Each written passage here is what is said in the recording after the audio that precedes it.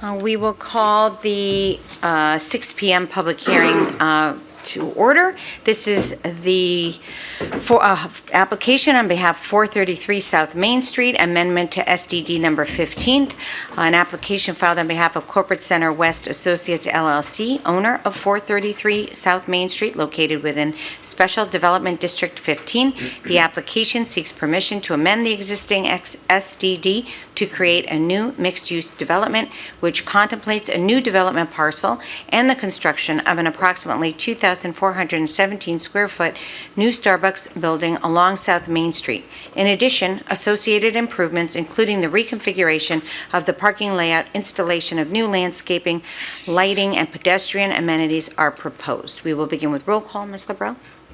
Ms. Blanks? Present. Ms. Cantor? Here. Mr. Cortez? Here. Mr. Davidoff? Here. Ms. Fay? Here. Ms. Poland? Here. Mr. Sweeney? We have Ms. Sousa sitting in as alternate for Mr. Winograd. Here. And Mr. Zdanowicz. Here. Thank you. Thank you, and thank you, Ms. Sousa, for filling in tonight. Mr. Winograd could not, Councilor Winograd could not be here, so appreciate you very much. All right, and we will begin with the presentation from the applicant. And that microphone is automatic, so you speak into it and it will work. Thank you.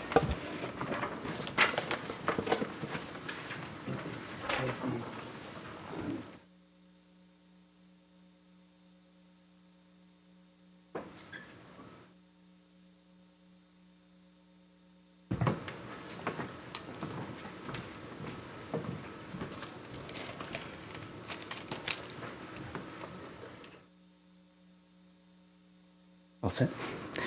Good evening. My name is Larry Shipman. I am an attorney here in West Hartford, actually located at 433 South Main Street with the firm of Shipman, Shaken, and Schweffel. I'm here on behalf of Corporate Center West Associates for this application to amend SDD number 15, as was read in the public hearing notice, to make certain lot improvements, create a 2,417 square foot Starbucks restaurant.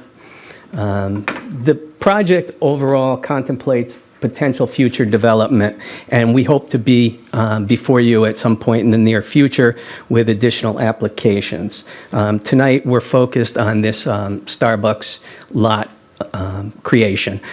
We've been through subdivision and received approval of the subdivision of the 1.06 acre lot, and we have also been to wetlands where we've received the wetlands approval for limited disturbance in the upland review area. We believe in general this project fits well within the district that it lies in, the underlying district. The lot that we've created is fully compliant. And this application is requesting only one waiver, which is a waiver of the 10-foot maximum building setback, which you'll see. And the reason for that is to allow for a more enhanced streetscape and to also take advantage of the natural contours of the land, which will set the building that's intended to be built a little bit lower to be more pleasing visually. We have a team here tonight that will take you through the project, which includes landscape architecture, engineering, drainage, traffic, community outreach, and then the architecture for the plan. So I won't take up too much of your time. We'll get to them. I'd like to say that this project meets your plan of conservation and development to the extent that this is an infill development in an already existing property that has quite a bit of underutilized and now fully paved land. So by creating this, we're able to access this project through the signalized light at South Main Street and expect very minimal change to the traffic patterns in general at the site. This SDD was created in 1972, so on the 50th anniversary of this SDD, it's maybe time for some changes or some additions, and we believe that this project and any future development will be a benefit to this corridor on New Britain Avenue and South Main Street. I'd like to first introduce Mr. Chuck Corsi, who will give you an update on where we stand with our community outreach that Chuck's been communicating with the neighbors on that. Thank you, Larry. Thanks. Good evening, Madam Mayor and members of the council. My name is Chuck Corsi. I am the principal at Corsi & Company and live at 21 Walbridge Road here in West Hartford. Just a quick, before I begin, my usual intro about what community outreach is and is not. Community outreach is not going out and trying to sell people on a project. It's going out and talking to those immediate stakeholders within the immediate neighborhood to identify what concerns they have and then go back to the developer and figure out how those concerns can be mitigated and solved. I also wanted to just, since the last outreach, we were going to meet earlier in November, and since my last outreach report that was submitted in early November, I do have just a few additions that I wanted to let you know about. I was able to be in touch with the current president of the Colonial Village Condominium Association. If you go back, could you go back to the previous slide? You can see those are the condominiums immediately to the west on Shadow Lane. And why don't we go to? Wow, that's pretty cool. Okay, thank you. Yeah, let's go. We can go to the final page, the list of concerns that I identified, and see if I can read sideways. Yeah, that's not going to work. Okay. So again, I made every attempt to. I did make every attempt to touch everybody within the 500-foot radius. Some people return calls. After calls. I also went door to door, and you'll see in my outreach report that there's a copy of a flyer that I dropped off at folks' doors, and that seemed to solicit a good response. Since this particular application just deals with the Starbucks site, I did make every attempt to speak with those folks on South Main Street directly across the street from the project and had some success with that. What you'll hear from the smarter folks after I leave that will go through and show to you how each of these concerns have been mitigated or addressed, including the traffic. Obviously, traffic is always a major concern on projects, any sort of new work. Litter, noise, lighting, times for construction, trash pickup, those sort of things. Those will be addressed. I hate to be a spoiler here, but they are going to abide by all the town's regulations that are outlined and using the latest state-of-the-art 21st century lighting, none of the spotlight lighting that shines away from the building towards neighbor's home. And later, Mr. Simons, both Bruce and Harris have committed to patrolling. Their folks at 433 South Main do a walk of the property every morning, and they're going to continue to do that with particular attention on any trash that might be discarded along. One of the concerns from one of the neighbors on South Main Street there was the continued expansion of retail and development towards the north, towards the highway. I can certainly appreciate that concern, but I liken this is already a developed property. And what's happening here, I kind of compare it to what Chick-fil-A did at the BJ's Plaza, where you're taking an underutilized piece of land that's paved and putting something on it, similar to what Jarrett, Red Robin, those sort of things. We have a very, parking requirements from the past almost overparked a lot of these major developments, like 433 South Main Street, and I think it's a benefit to the town, my own personal opinion. There are also concerns about the Trout Brook South Branch impacts. That's that stream that runs at the far west of the property. You'll learn from the professionals that follow me that this will not have an impact. But again, a lot of these concerns came up with folks that were concerned about not specifically this part of the property, but what may happen in the future on the western side of the property. And again, that's not part of this application. And the same with wildlife impacts, privacy, access of the property onto New Britain Avenue. This is not contemplated in this application, and loss of green space. So that's what I found in my outreach report. I'd be happy to answer any questions that you might have at this point or come up later on. Thank you, Mr. Corsi. I think we will, I don't see any questions right now, but. Thank you. Yep, thanks. Good evening. I think you can all hear me. I'm on here. I was Am just going to good, Larry? introduce you, but Oh, go okay. right ahead. Sorry. Good evening. My name is Kimberly Mazowick, and I'm a civil engineer with BL Companies in Hartford, Connecticut. And we've been working with the applicant on the site design portion of this. So I'll walk you through the site plans and then take any questions that you might have. And we can also turn it over to Phase Zero, who did the architectural design for us on this. So just to get you oriented here, horizontally across the bottom is South Main Street. On the right side is the highway, I-84. Left side is New Britain Ave on here. And you can see the red outline is the property line that we just recently subdivided for the Starbucks lot, 1.06 acres. This horseshoe building is Corporate Center West, which is kind of the hub of this overall SDD district here.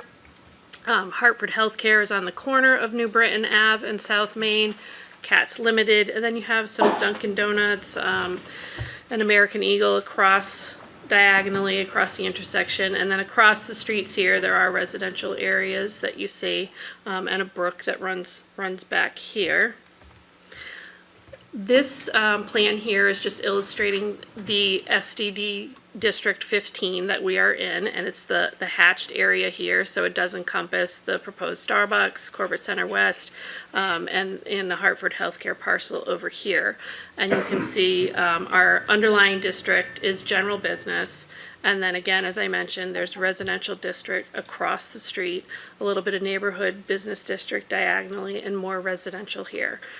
So the residential areas are separated by streets, and on the back side by a stream, and then we have the highway right over here on the right side. So I also mapped the wetland area on here just to give you an idea. We've been through wetlands, got that approved. There's no other rare species habitats or anything of that nature on this parcel. So you can see the blue lines represent the wetland areas, and this inner line here is the upland review area. So a portion of our parcel is within it, but again, we're not touching any of the resource areas. This is our proposed plan. I'm going to zoom in a little bit here for you. So this brown area here is the proposed Starbucks building, again, just over 2,400 square feet. We've got a nice outdoor patio here for some outdoor seating connected with sidewalks to the street to provide some connectivity there. We have 29 parking spaces that you can see, and how we access them is if you come in off of South Main Street and you come in this existing established drive here and you take a right, you can either take a right and go to the front main entrance here, or you can continue along and enter into the queue lane. So there's 13 spots here to queue, so that's a significant length. And there's a bypass lane, so if you need to have an emergency exit, you can go by and come back out. We do have a screened, it's screened with landscaping, but it's also a fully enclosed dumpster area here, and that's going to mimic the facade that Phase Zero will talk about later here for you. There's a loading area, and they typically have trucks once a day that come in, WB50s, and we provided a truck turning movement plan in our package to you, just showing that they can come in and make their movements on site, unload and continue around the back side of Corporate Center West and come back out. I'm gonna go down here. So this is actually just illustrating the stormwater. These cyan colors here are the drain lines, and this big rectangle is actually a subsurface infiltration system that we have. So currently, all the runoff from this site, and there is an existing paved drive, it's collected and it's discharged into an existing basin that was established for this complex. We are actually self-contained here. So any runoff from the new surfaces that we're proposing are collected with catch basins, and they all go through hydrodynamic separators for treatment for the water quality prior to infiltration here. There's an emergency overflow to this pond, but again, this is designed for the 100-year storm event to, prevent and mitigate those issues with potential flooding downstream. I know Trout Brook has been mentioned several times, and I'm actually going to go back to this plan here just to show you a little bit more. But the stream along the backside, these both connect and they go under the highway to the south branch of Trout Brook, and it doesn't connect until much further down to Trout Brook. So we're significantly upstream of that, but again, it's almost a moot point because we are self-contained. This is really like a bowl. This whole site pitches from Hartford Healthcare down towards this existing pond, and then it comes back up for the highway. So the highway and the residential areas around here are significantly higher. So that will all be treated. There's a stormwater report that's been included in here for you. This is just to illustrate that the utilities are readily available here. We've got utility services. I can zoom in a little so you can see these better, but sanitary sewer is the green. We've got electric across the street here that we'll pull in. The blue is domestic water. A building of this size and use doesn't require a sprinkler, so it's just a domestic line. And then gas is internally available on the site already, as is the tel data. So that's all easily accessible here. And I am going to let Wayne Violet, our landscape architect, talk about his landscape plan here briefly. Good evening, council members. My name is Wayne Violet, Senior Landscape Architect with BL Companies. We're going to get away from that black and white plans for a moment because it just hurt my eyes. We're going to look at some color, look at some pictures. We're really excited to be part of this, to complement the site, to complement the architecture, which you're going to see in a little bit, with a excellent, robust landscape plan. Right off the bat, we have a code-compliant landscape plan, which, first and foremost, we try to do the landscaping where it's going to have the biggest impact. We call those high-visibility areas. So along the street front, along the entry drive, along pedestrian zones, we've added a lot of landscaping. We have overhead canopy trees, oaks and maples. We have flowering trees that are going to be a great multi-seasonal interest. We have understory plantings like grasses and shrubs that's going to give you a great color and great texture at the pedestrian scale. So we think we've got a great plan here that hits and checks a lot of the boxes to really, again, complement a very efficient site, very small site, but the contemporary, the great styling of the architecture here. The plantings that we did use, just so you know, we typically will specify or utilize native plantings or locally adaptable plantings. We want to be very cognizant. We want this to look great for a long time. We want these plants to be here for a good amount of time. So very happy with the landscape plan. On the screen here, if you are a landscape person, you'll notice a little bit of a plant palette. This gives you a little bit of the texture and the styling that we're looking to approach with the design on this site. So great plan, very happy with it. And we're actually going to slide to our next slide, which is a little bit on site lighting. So it goes hand in hand with the site, with the landscaping. This is very important.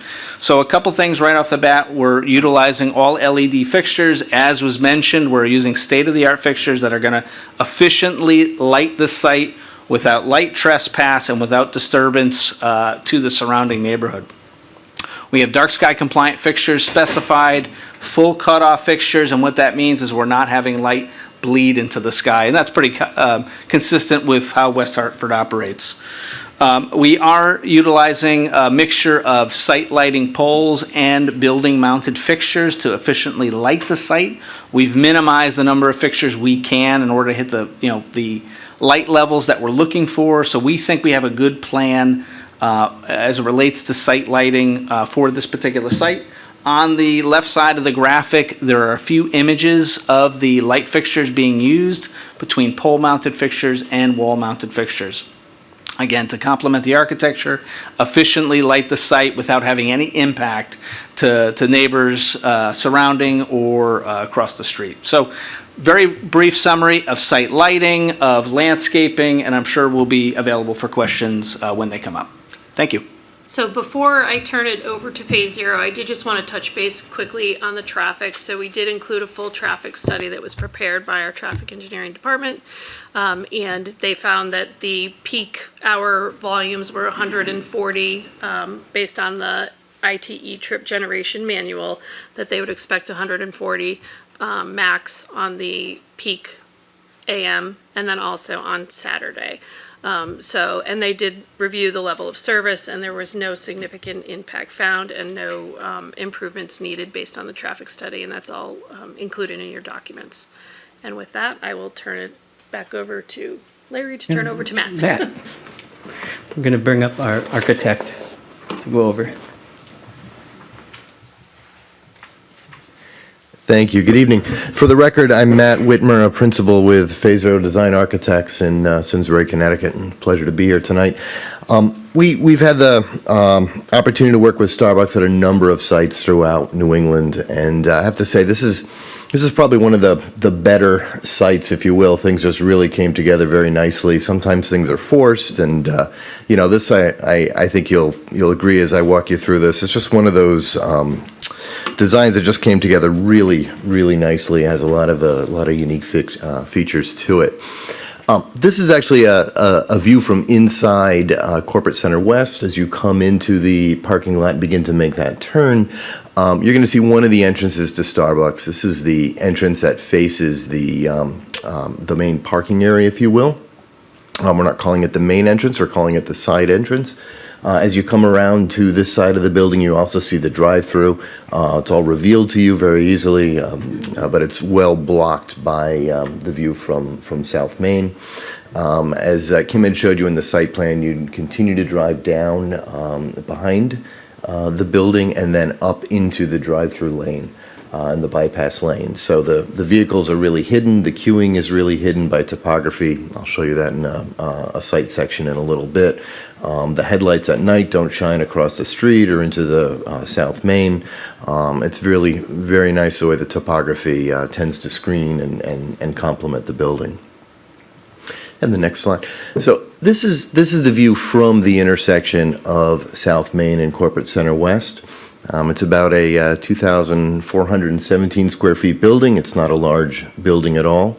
We worked with DRAC, did some back and forth, actually had some good discussions where we ended up lowering the overall height of the building, working with them a bit on the proportions and the materials. And I think what's come out of that is a little bit more of an attractive building. Building itself is only 16 feet high. We are screening it with a mechanical screen, which brings us up to about 19 feet 10. So it's fairly low. It's all done out of durable materials. The material primarily is brick. We also have a Trespa panel, which is a composite panel, and we have a metal panel that's both anodized black.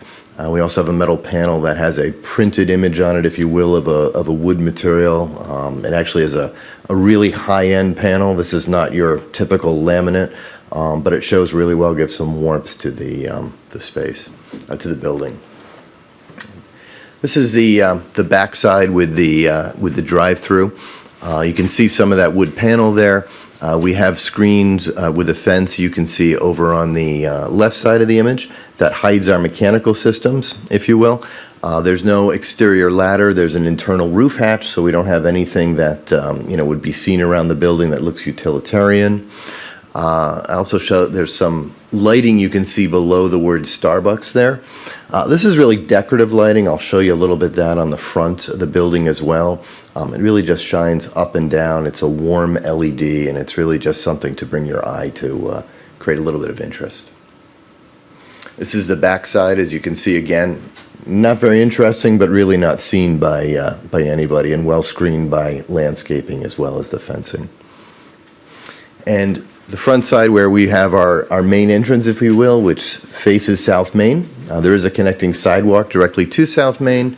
You can see we have an awning on the entrance, which connects to a pergola that covers our dining area, our outdoor dining area.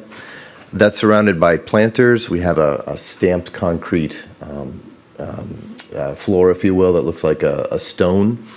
And then we have some planters there that are actually made out of a stone composite material, which will have some annuals in there. The next, this is it at night. You can see we have a lot of muted lights. We're also looking at some twinkle lights, if you will, a very warm LED hanging from inside the trellis area, just to provide a little bit of light in that area in the evening, certainly not to flood it with light or anything like that. And then this is the view from what I'll call the windshield view as you're driving by on South Main. You can see the front of the building with the dining area, the outdoor dining, and that also helps to hide some of our parking as well.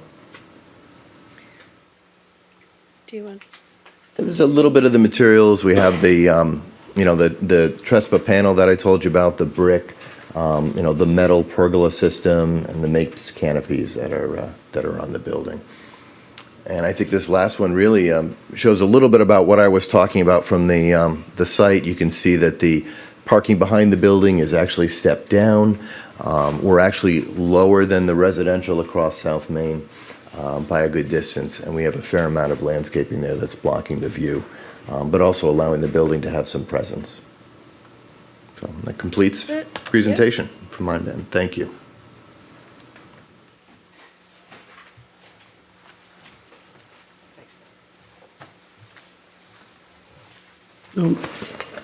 So we've taken you through the project, and just to summarize that, we believe that this is a very good use of this property.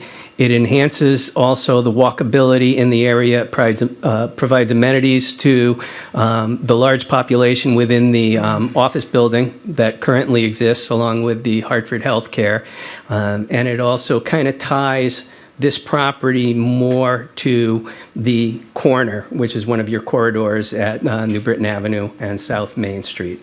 With that, I think we'd take any questions that you have. Thank you very much, Attorney Shipman. So I think what we will do is just review some of the comments. We'll hear from people in the audience, and then we will ask our questions. So, Madam Clerk, do you have a summary of correspondence that we've received? All of them are included. There were no new ones. Okay, thank you very much. We all have received them in our packets and had the opportunity to review them, so appreciate that. We'll take a look at the sign-up sheet. And if you haven't signed up, you will have the opportunity to speak. There's one person signed up, Christopher Conway. State your name, address and if you are representing a group, you have 5 minutes to speak, if not 3 minutes. Keep it under 5. Thank you, Mr. Conway.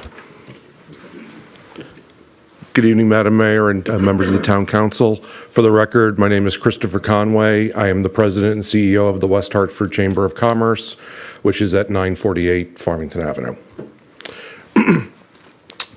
On November 3rd, Bruce Simons from Figure 8 Properties met with the Chamber's Economic Development Committee and provided a detailed overview of the proposal for a new freestanding Starbucks on their property at 433 South Main Street. The Economic Development Committee voted to recommend to the Chamber's Executive Committee, who fully endorsed the proposal. The Chamber believes that Figure 8's proposal for a new Starbucks will specifically enhance West Hartford's business climate and generally add to the town's overall well-being. The proposed Starbucks application is consistent with the town's new updated plan of conservation and development and helps the town achieve objectives outlined in the POCD, including encouraging infill development on vacant and underutilized lots, mixed uses in commercial areas, and development in already established transportation corridors. The new Starbucks will also encourage new additional pedestrian foot traffic in the immediate area, create economic vibrance and generate approximately 30 new jobs. For these reasons, the West Hartford Chamber urges the Town Council to approve Figure 8's proposal for a new freestanding Starbucks at 433 South Main. Thank you, Mr. Conway. Do I give this to Appreciate somebody? it. Yeah, for the record, that'd be great. Is there anybody in the audience that did not sign up to speak that would like to speak? Okay, come on up, state your name and address for the record. If you aren't a West Hartford resident, then we can vote. West Hartford resident. Okay. My name's Jim Reardon. I live at 7 Davenport. So I'm interested when people talk about the corridor. And I'll just say I oppose this. I live over there. It's at the Wolcott condos. The corridor is people who live on Knollwood Road, who live across the street. And we're talking about this is going to enhance the corridor. Many of the people there are essentially landlocked by traffic at all hours of the day. The area over there is incredibly unsafe. There are accidents there constantly. I can tell you personally, my daughter was in a car accident with another Conard high schooler. Her car was totaled right at the intersection of 84 at the entrance there. My car was totaled in front of Dunkin' Donuts.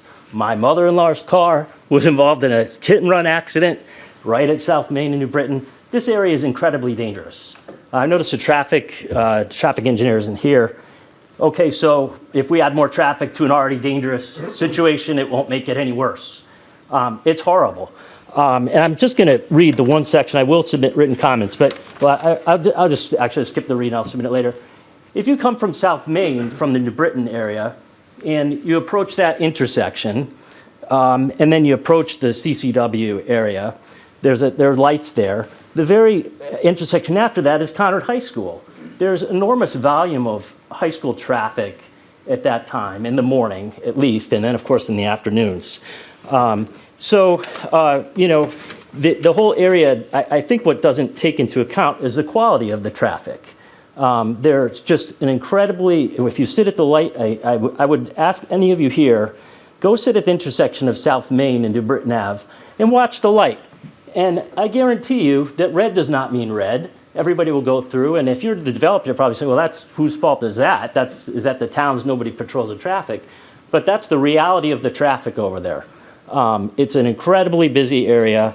Additional traffic isn't needed. If the town does permit the building, the drive-through is not needed. That's clearly designed to capture the traffic off of the highway. And all those people who come in will then, once they get into Starbucks, will now have to make a left turn at the signalized light, adding to more backups. The traffic over there, anybody who, you can do a traffic count. I've done traffic counts. You put a little rubber thing on the line. It counts the blips.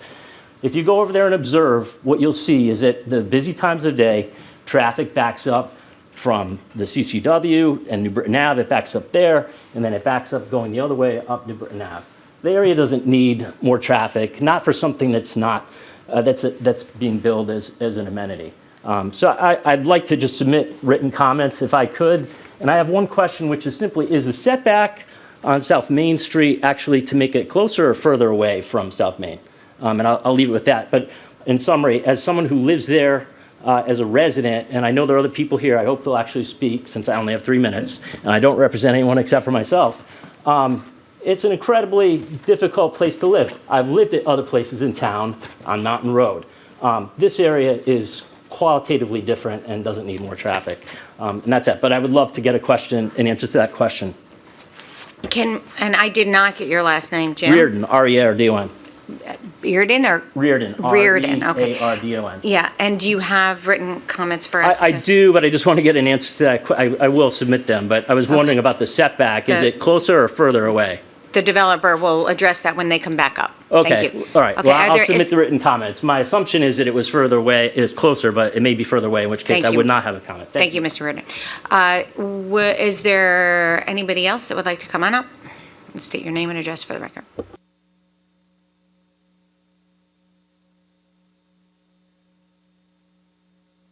Hi, good evening, everyone. I'm Lindsay Waleko. I live on 9 Knollwood. I'm also one of those residents that lives in a very busy area of town. I did read all the paperwork. I saw the traffic study. I did try and get a hold of Chuck as well. And What I would really like to ask is if there has been any neighborhood impact studies done to look at the residents, the quality of life that is going on in those streets, the taxpayers of the town. We on Knollwood have been landlocked by by New Britain and South Main ever since the last couple years with the new addition of Doro Marketplace. It's been thriving. It's been great, but it has also brought with it a lot of traffic, especially to our neighborhood. Knollwood is home to a lot of children who are playing. We see a lot of cars using our street as a pass-through, trying to beat the light at South Main and New Britain Ave, flying by. We also have people who think they can access Doro Marketplace from our street, so we've got about 40 to 50 cars turning around a day. It is a very busy area, and it's hard to live there because we can't leave our neighborhood at certain times of the day. We have to go the back ways through. Nobody will let you out. Trying to turn from that when it's a two-person road and the additional traffic that will be brought through Starbucks is going to be very challenging. And so I think we need to really take a look at those neighborhoods. I know we had mentioned Chick-fil-A earlier as an example of a successful property. However, there aren't many residents living over by Chick-fil-A. This is an area where there's a lot of vibrant neighborhoods, and I just think that we need to take a step back as a town and really look at that and look at the residents and see how this is going to impact their quality of life. The traffic study, while great, and I know can be helpful in things like this, that's looking at passing traffic. It's not looking at the people who are actually living on these streets and the impact it's having on their daily lives. Thank you. Lindsay, can you state your last name again for the record? Do you want me to spell it? 'Cause Yes, it's a hard please. one. Thank you. WOLEJKO. Okay, thank you so very much. Thank you. All right, is there anybody else? Come on up.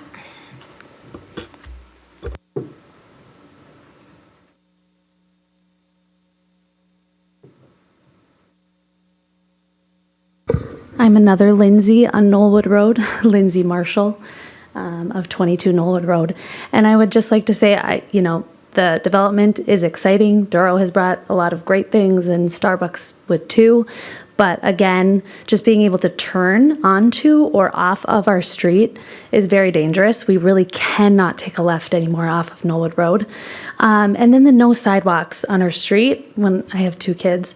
And as they're running down the street to their friends or riding on their bikes, it's really dangerous. So just kind of something to consider as we're making these developments, what can be done in the neighborhoods. I know in some other neighborhoods, near the center, they've been turned into one-ways. Just to kind of help with that traffic, or lines on the street at New Britain Avenue so that cars stop and you can get through. So just kind of thinking of some of those ideas that we could do to make it safer. Thank you. Thank you very much. I saw another hand up. Yes, come on up.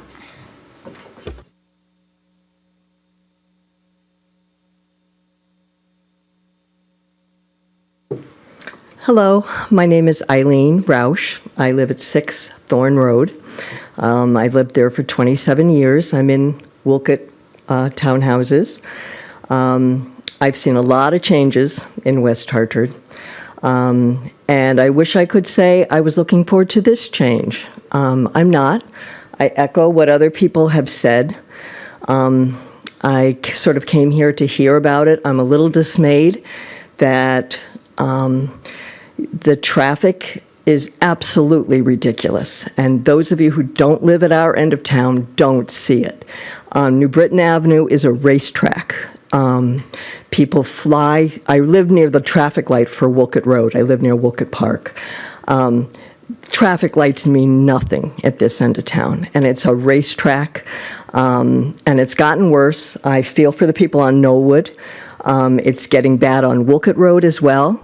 Every morning when there's a shutdown on the highway, everyone uses New Britain Avenue, and it's only going to be worse. So I don't have a lot of things beyond, I object to the environmental impact and so on that Mr. Corsi already referred to. But I'm really sad that this whole area is being changed to a commercial district. Doro increased the traffic, and Dunkin' Donuts increased the traffic, and we really just don't need it. So that's all I have to say. My last name is Eileen Rausch, R-A-U-S-C-H. Thank you, Ms. Rausch. Yep. All right, thank you. Is there anybody else that would like to speak that has not? Okay, then we will now, actually, why doesn't the applicant come back up? And you take some of our questions, and then you can answer or respond to some of the feedback that you've heard. So, all right. Is there, I'm opening up the floor to town council. Are there any questions from members of the council? You want to hear them? Oh, well, I think, all right, well, I guess you can respond, but I'm sure there's going to be more to respond to. But yeah, if you would like to respond to Well, I that. was going to have our traffic engineer come up Okay. and go through some of the findings, but I would like to say that it was a minimal impact that this would increase to the existing traffic, and unfortunately, the traffic is heavy there, but it's not going to be made really any heavier by the inclusion of a Starbucks there.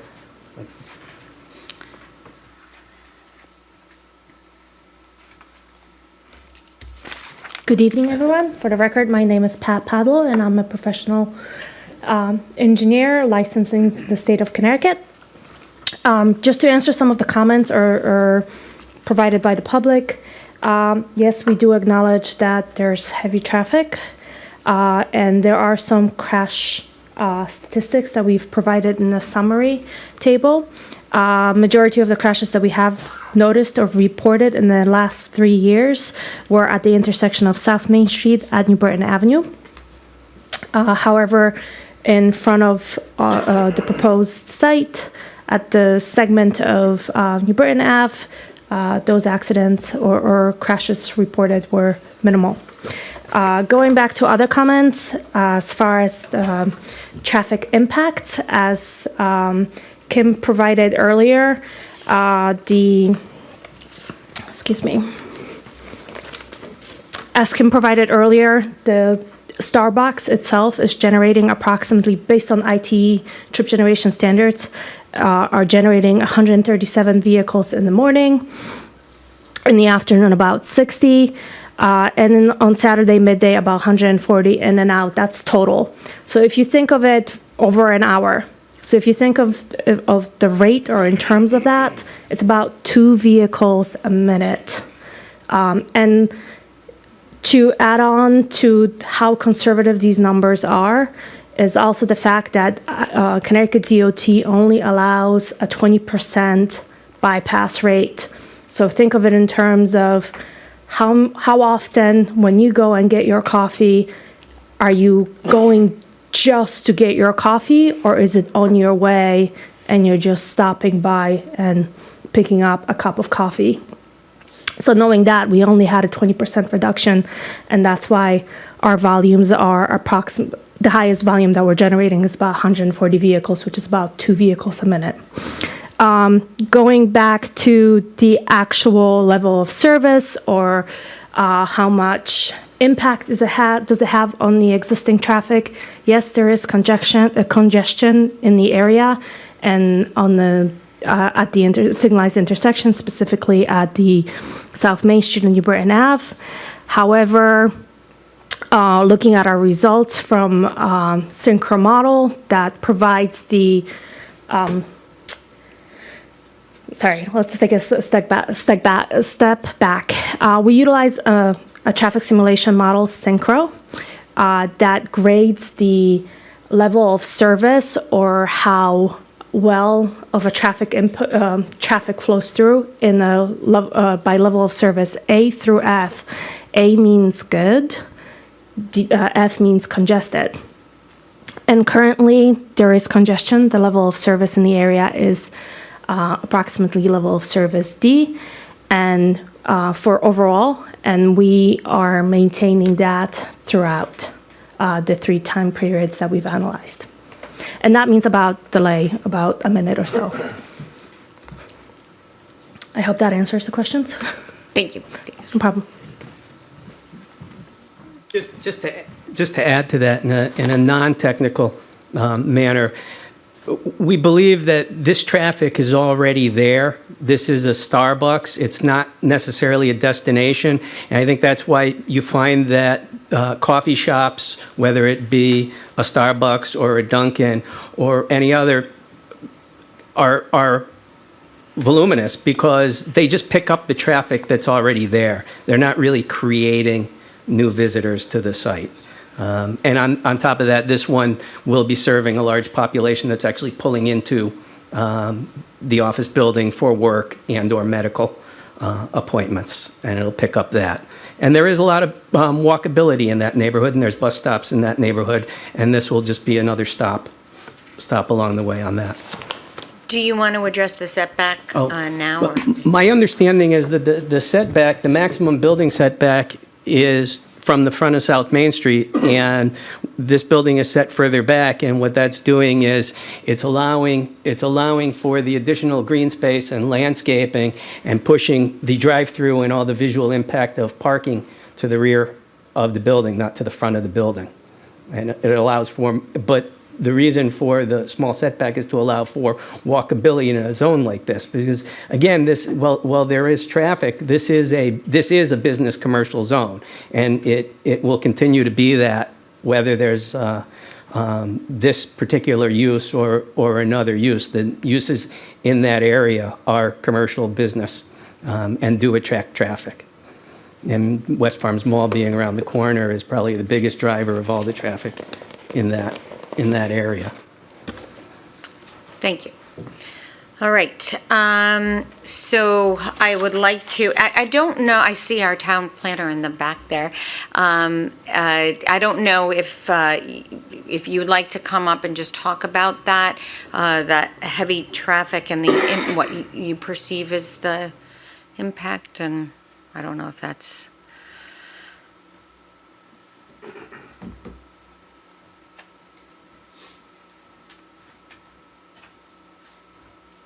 For the record, Todd DeMay, Town Planner. I am not qualified to discuss traffic. Our town engineer is not here, but has reviewed the traffic analysis provided by the applicant and hasn't identified any issues with the analysis provided.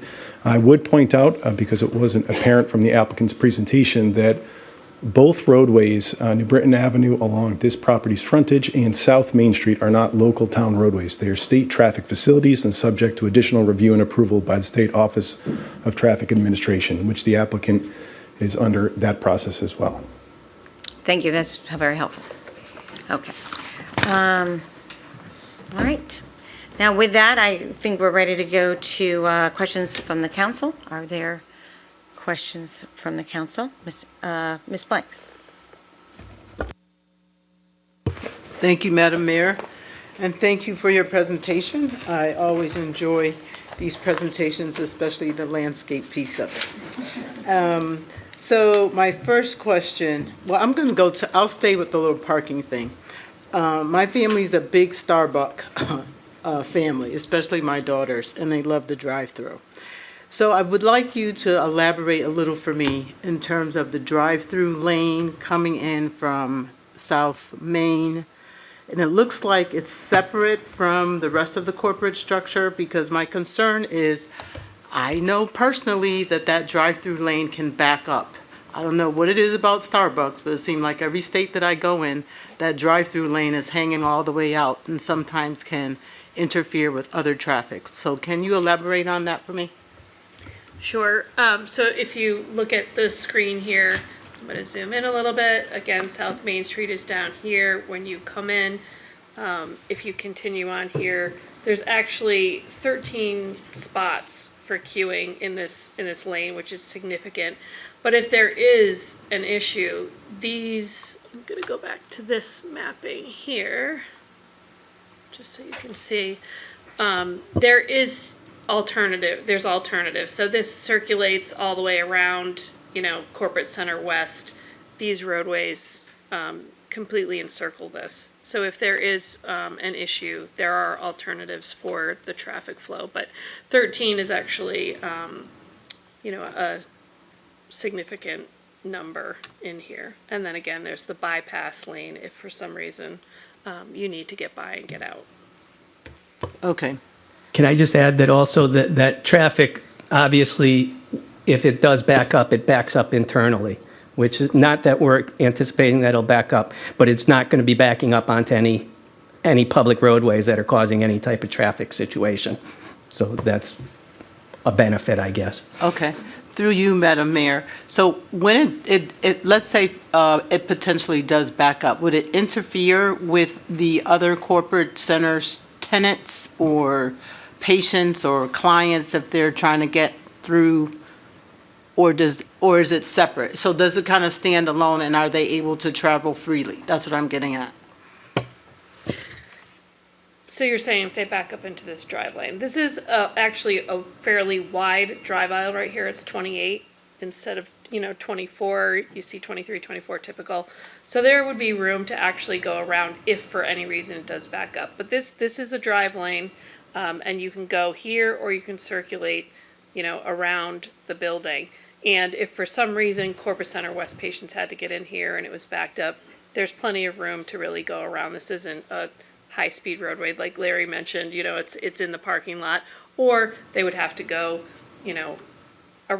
circulate around the other side to get into the building under the garage that's underneath. There is the west side of the building, actually, I think carries most of the traffic to 433 South Main just because of the way the parking is set up, and it's easier access. So most of the tenants, me being one of them, would go by that entrance completely and go around the front of the building.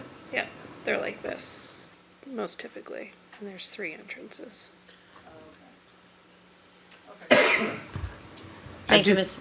Go ahead. 2 other questions. Absolutely. Thank you. Through you, Madam Mayor.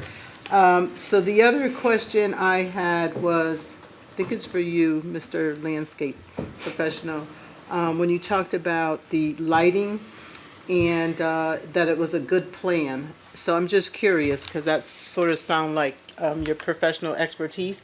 What makes it a not good plan or a marginal plan? So it sounds like there's some levels there. So can you just elaborate? Yes. To repeat, Wayne Violet, Senior Landscape Architect, BL Companies. In regards to the site lighting, and it's a good plan.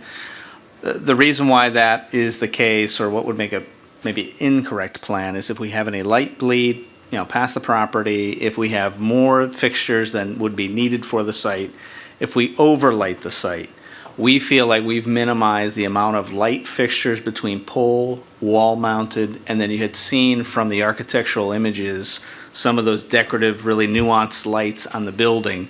We think we've minimized the number of lights by using LED fixtures, modern fixtures, to create a great plan.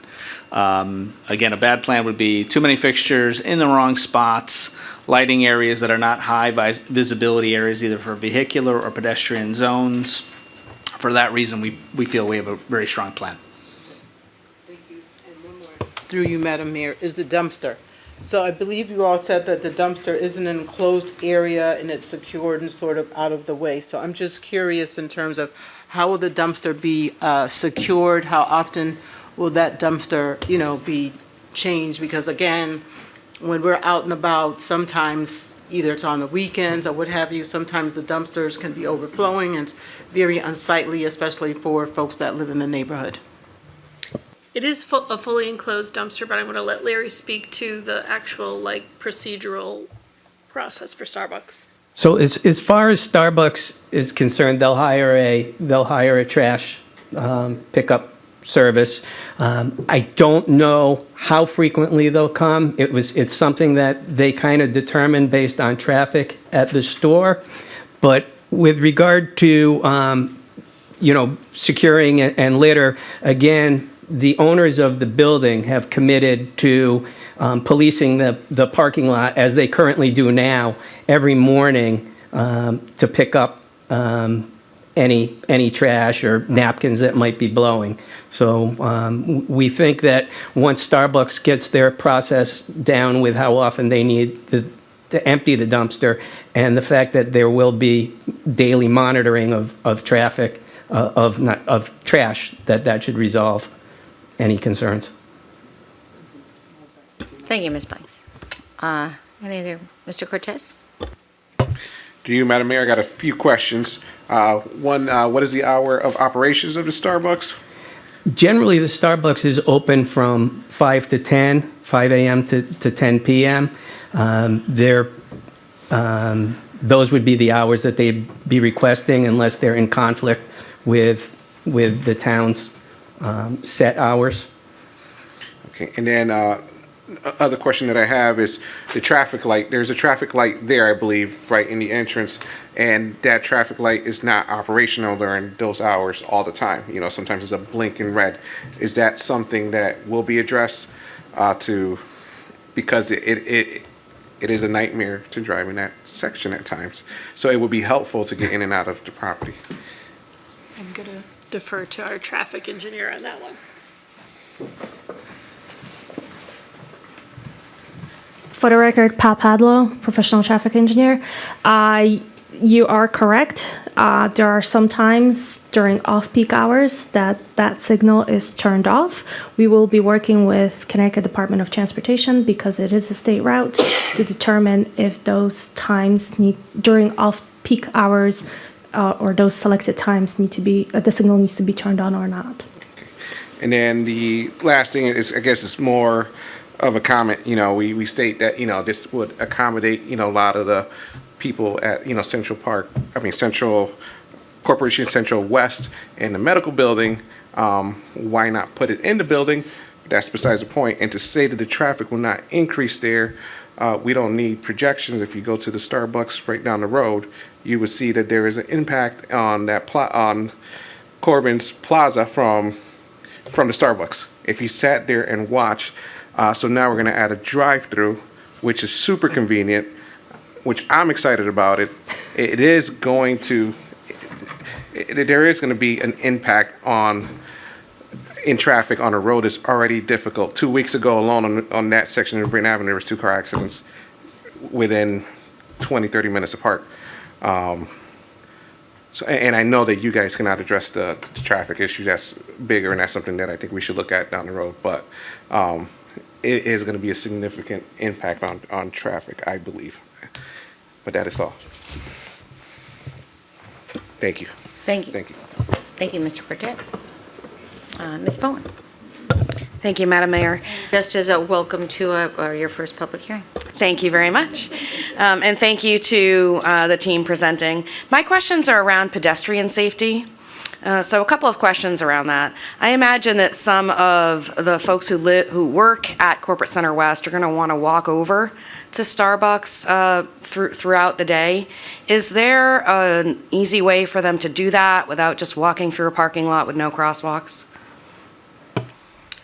Yes, there is. So if you look at, you can see this is Corporate Center West building right here. There's concrete sidewalks all along here, and this light tan with the black speckle here, that's all new sidewalks. And then of course we have the crosswalk to get them over here safely to the Starbucks. Great, thank you. And a follow-up question through you, Madam Mayor. Would you consider putting in speed tables or raised crosswalks in those areas with some stamped concrete or brick?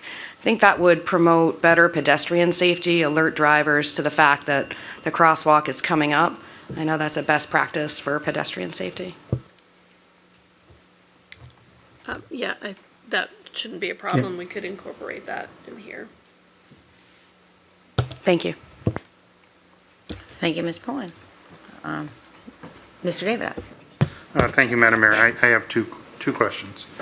Along South Main Street, there seems to be a new sidewalk that runs in front of the building to basically nowhere because it has to stop before you get to the highway off-ramp.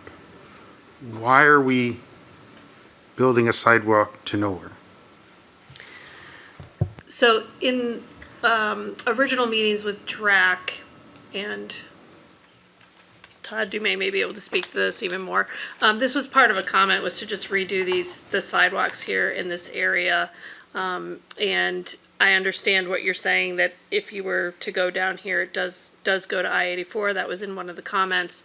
And discontinuing that would really be, it's off our property.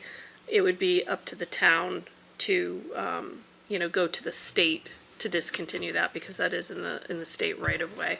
So we did provide this connectivity that was requested at previous meetings and replace the sidewalk in front of here. Thank you for your answer. I understand what you're saying, but we don't really want to encourage pedestrians to walk towards a highway off-ramp, okay? It just doesn't make any sense to me.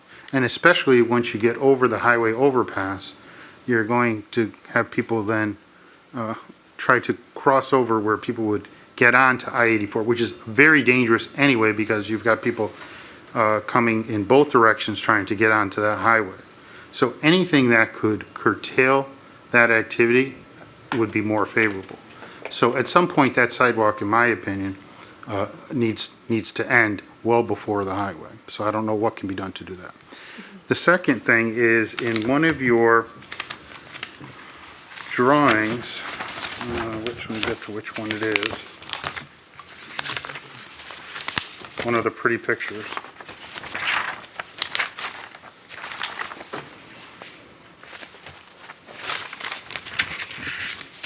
Hold on.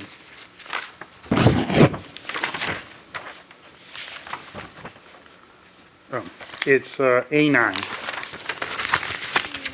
You've got a person on a bicycle, and they're biking from that sidewalk from somewhere. I don't even know how they get over there, okay?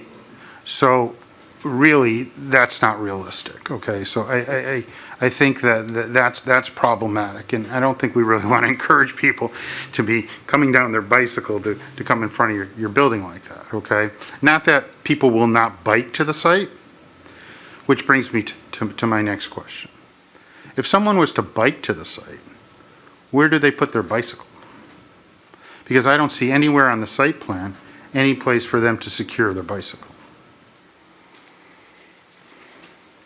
There is bike racks right here. I think that's right, yeah. So can Where? you see this? I'm going to circle them. These two rectangles. See that? It's right on right off of the top left of the building corner right here. Let me change colors here, see if it, And I believe in the, in Matt's paperwork, there's actually some specifications of the bike racks that are being placed on the Yeah. site.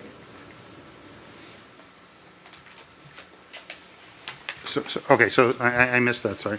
So how do they get there without conflicting, okay, with the vehicular traffic? so they can, these sidewalks, there's crosswalks and they can come down and over.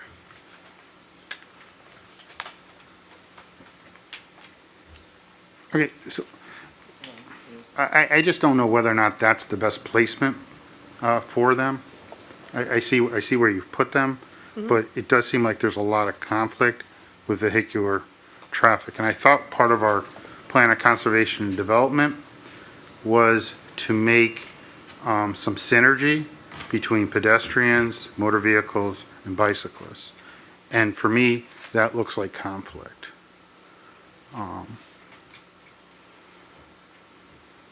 Because when they leave, they could be going near the bypass lane, they could be going near the drive-through lane.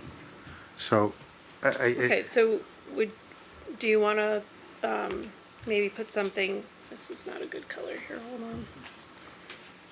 You know, if you want to put something over it, and that's not a good, sorry.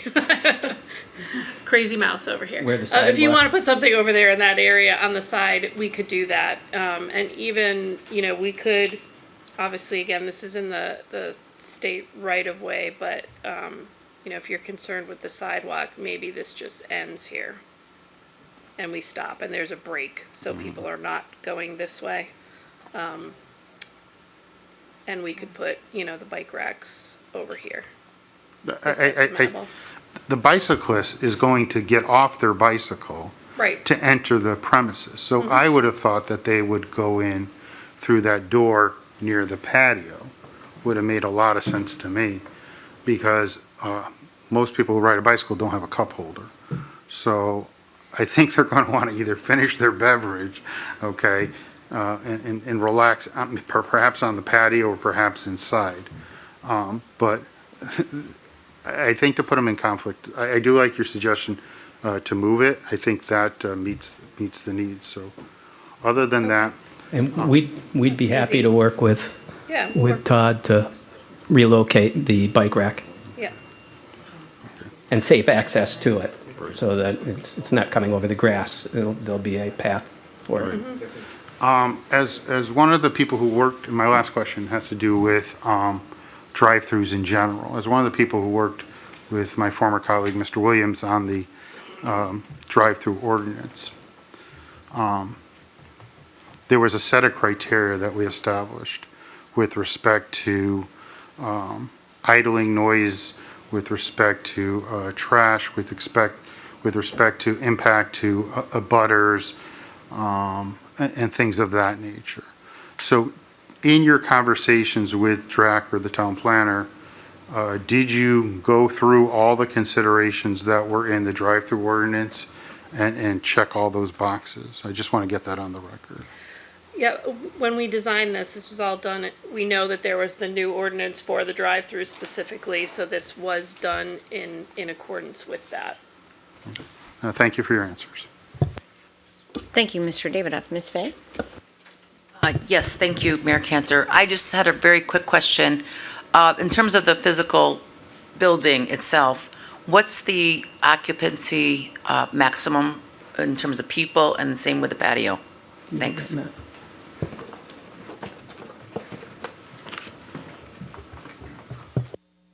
Again, for the record, Matt Whitmer from Phase Zero Design. So occupancy of about 30 people inside and seating, depending on what would typically be done. We don't yet have a plan from Starbucks on this particular location.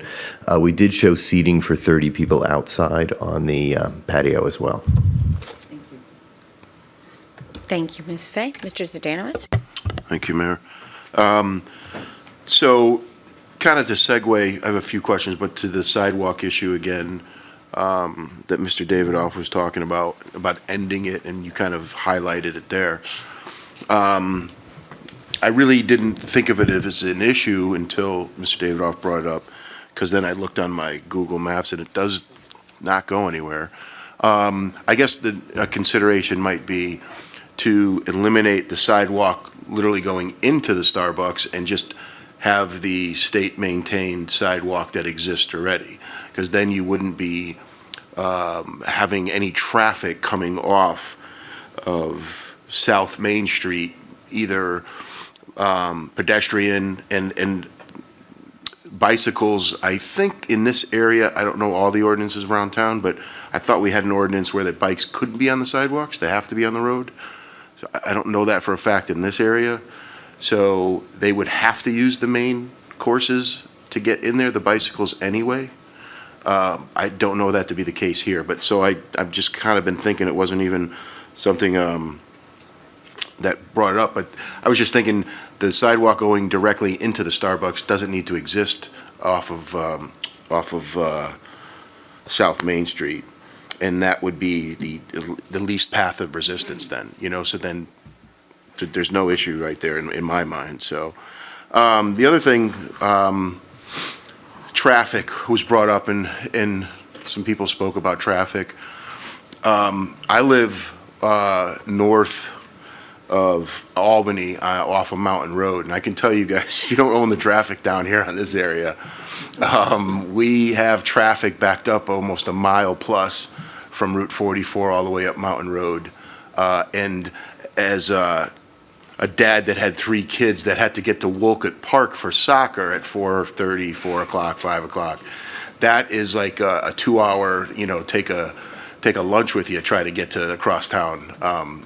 So traffic does exist all over town, and crossing it sometimes is difficult. I understand that. I don't really see the huge impact of traffic on a Starbucks, 2-3 an hour or 2-3 a minute. When you have a large place like this and a healthcare, that's probably got about the same amount of people coming in as well. Again, they did the traffic studies. I'm not the smart person on that. But the other thing too is what they mentioned is to block the intersections on Davenport and Knollwood, is that I think that, you know, someone mentioned painting lines and a minimum a sign. And I think that may be the town or the state, I don't know, but maybe we can put something in there asking the traffic not to block those intersections. I know we have one on Mountain Road going up, and people follow that sign because, you know, it's your neighbors that are coming out of there, and you want to let them out. So I know the sign works in my neighborhood. I don't know if it would work here, but I think it's an attempt, and I don't know if painted lines can exist. I don't know the state rules for state highways like this, but I think that would be an added value for those roads right there. And I think that was all I had. I appreciate all the work that went into this, so thank you. Thank you, Mr. Zdanowitz. Mr. Sweeney. Hello. Thank you for the presentation. My comments are more along Mr. Zdanowitz as well. I was wondering if there were any other traffic calming, more addressing to the residents that are their concerns that they brought up. I agree with Mr. Zdanowitz. That seems like a really great idea because I think we have them further up the road in the South Main, North Main area where you're not supposed. I think there's like a signage there to not block or not stay in there. And we created that extra left lane, I think, in the last 5 years to allow for, I think, a little bit better turning on left there. So I think that would be, I would agree with him on that. It is unfortunate. I just was looking at the maps that that whole neighborhood doesn't have any sidewalks all the way down. So I do understand that if there's any way that we can potentially look at some traffic calming over time, I think also potentially increasing the police presence over there during rush hours to help with traffic calming. I think that would be, hope that would be helpful. But yeah. But yeah, I mean, it is unfortunate. I mean, the growth in that area has been significant. I mean, we've been trying to develop the other side of town, and these are the unfortunate consequences of what have come from that. I think that there's been a lot of investment, and we heard this over the last couple of years that there hasn't been a lot of investment on the south side of town. And what do we have? More investment in the south side of town, and what do you get for that? More traffic. But I also don't think that this will significantly increase it. I think there is a larger problem that we should address over the long term, but we appreciate the application and the thoughtfulness you all put into this. Thank you. Thank you, Mr. Sweeney. Any other questions from the council? Mr. Cortez. To you, Madam Mayor, I got one more question I forgot about. The trucks delivering the stuff. So there's a Starbucks in the center. I see them receiving a delivery. It's a tractor trailer. And I know the scale might not look, you know, it might look smaller than what it actually is, but I just want to know where the tractor trailer would deliver the food and how it would exit out of there. Because it is a tight space. I'm looking at it more like Chick-fil-A, you know, like that little area. And I'm wondering if that's the same or if the tractor trailer can actually, is it going to go around 433 Corporation Center West building?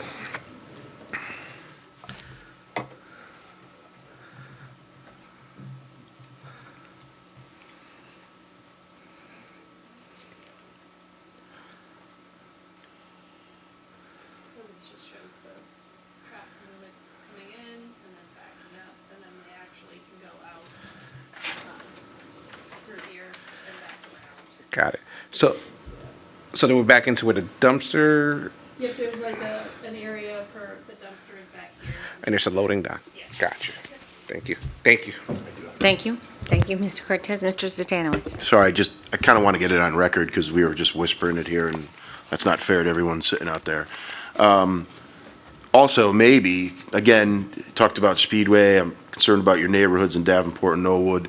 I've seen it work in other areas, is maybe a speed hump on along with the signage on Davenport and Knollwood. Not anything that the developers would do, but as a town, without those sidewalks there, maybe it kind of could slow and deter traffic and help alleviate some of those issues that you do have.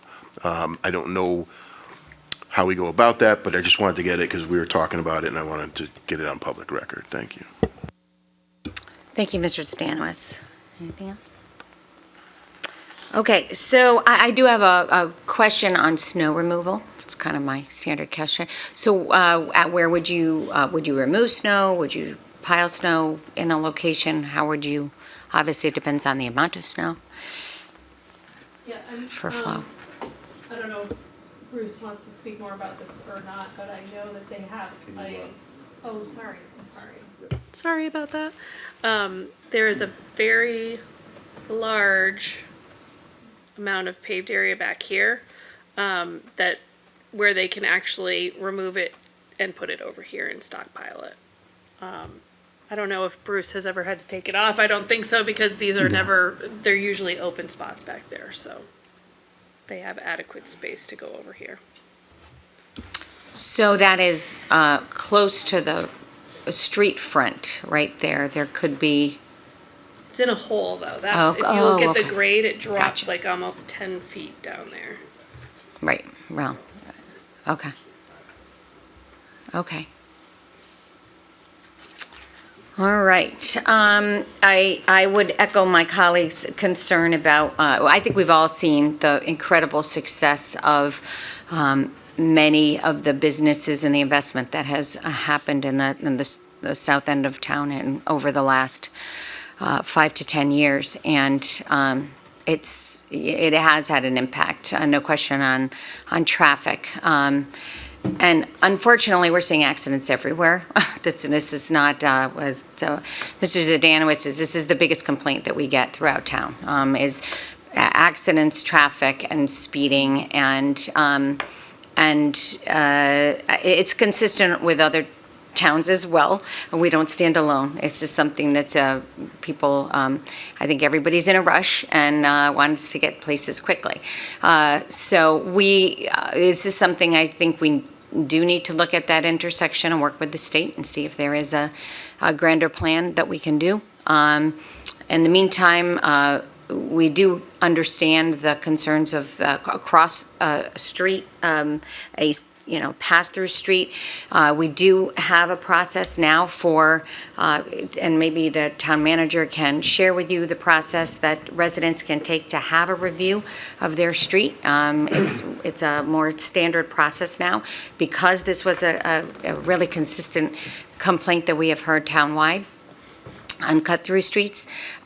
We do have some mitigation, whether it's digital signs, we can take a look.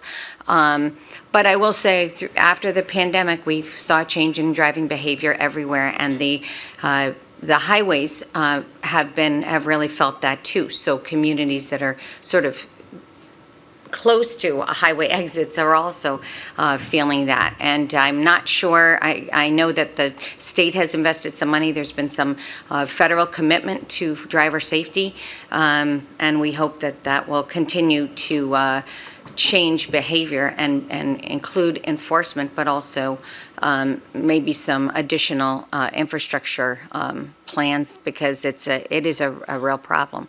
Again, not unique to West Hartford, but we are a dense populated community, so maybe we feel it a little more acutely at times. So let's see, is there any other questions for the applicant? Okay. So I'm going to read into the record a letter dated October 27, 2022 from Design Review Advisory Committee recommending approval. Letter dated November 4th, 2022, Town Planning and Zoning Commission also recommending approval. Is there any closing comments that you would like to say? I appreciate the time and consideration that you've all given this. It's nice when you put a lot of time into something that people actually take the time to read it and look at it and ask good questions. We do not feel like, we understand traffic in general, as all of you have said. We do not believe that this particular project is going to be a driver of an enormous amount of increased traffic that's going to have any significant impact on what's already there. And because of the location of this project within the existing 433 South Main Street property, we think it's a really good use for that parcel. The last thing I want to say is the sidewalk. We're happy to look at the sidewalk. DRAC had recommended the sidewalk, so we're kind of at odds with how you folks would like us to address it, but we will address it, and we can work with Mr. Dumais on solving that. Okay, Mr. Dodge. Thank you, Madam Mayor. Just an additional point of order on the sidewalk is one of the original conditions of approval, I think approved back in 1981. The town did require the applicant or the owner of the SDD to maintain sidewalks along the entire perimeter of the property. So that's an existing requirement that the town has placed on the developer. Thank you, Mr. Dodge. I'm wondering if there could be a sign, the sidewalk ends, something like that, just to make sure that there's a, okay? All right. Thank you, Mr. Davidoff. Are you okay with that? Yes, okay. All right, very good. All right, Mr. Sweeney? Without any objection? Yeah, without any objection. Move adjourned. All right, is there any objection? There being no objection, the public hearing is adjourned, and actually, then you can go offline and have a conversation, but that won't be part of the public hearing, okay? So,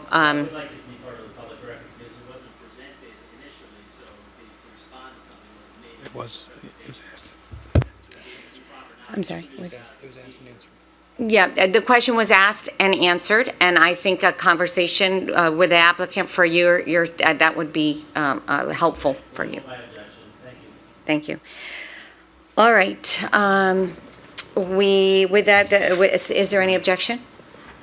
Seeing no objection, we are now adjourned. We will begin the public hearing, the council meeting. Does anybody need a break? Yes, Mr. Dodge. 5-minute break. Okay, we will resume in 7:35.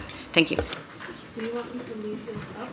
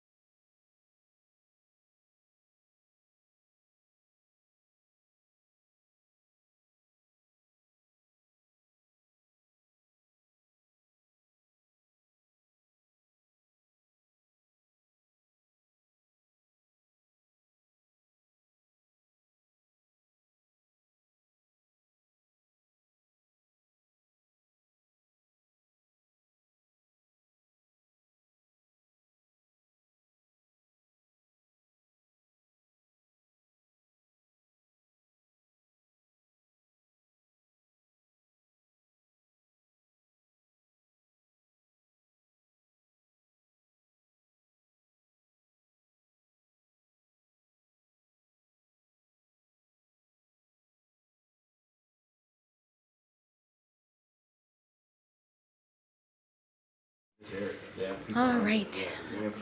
We are calling the 6:30, only an hour late, Town Council meeting to order.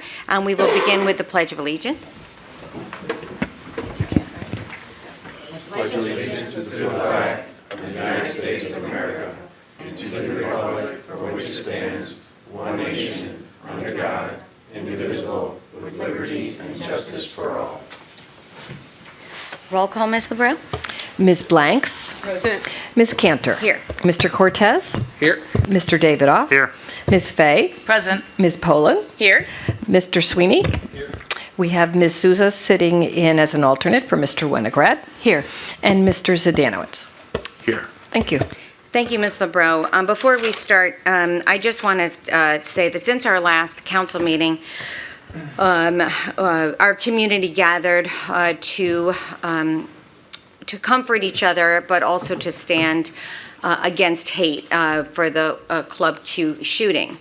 And it was such a hateful, horrible act. And what was discussed, and Mr. Sweeney was there, and Ms. Fay was there, and we had our U.S. Senator there, and our delegation, much of our delegation was there. But we had a couple of people from our Human Rights Commission organized on both Dawn Ennis and Barry Walters, who have been very active in our Pride. All were really instrumental, and I want to thank them very much for bringing us all together. But I do want to just say, I can't let this go by, to say that hateful language, hateful words, hateful thoughts lead to hateful words that lead to hateful actions that really do make our world, our country and our world, a much worse place to live. And unfortunately, I did go back to look at, we also heard about the Walmart shooting that happened in Virginia, in Chesapeake, Virginia, at the Sam's Circle, and that was a disgruntled employee. But I went back and looked at the shootings, and just from November 9th, there were 38 people shot in mass shootings and 115 people injured that were shot, and an additional people that were hurt that weren't actually shot. So already there were, so many people, and then you count the people that were impacted by those shootings that were in the place, that our lives are never going to be the same. And I just want to talk about I just mentioned the scourge that is on our country, and the violence that has taken place, and even in just these couple of weeks, 3 weeks since our last council meeting. And it's up to all of us to keep fighting this, to make our country a better place. So we will move on to number 4A. Actually, we have a public forum, but I don't think there's anything on the agenda other than the public hearing. So could we just check the sheet? I don't think.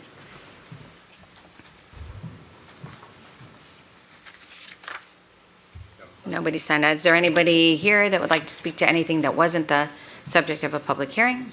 Okay, number 4A, Mr. Sweeney.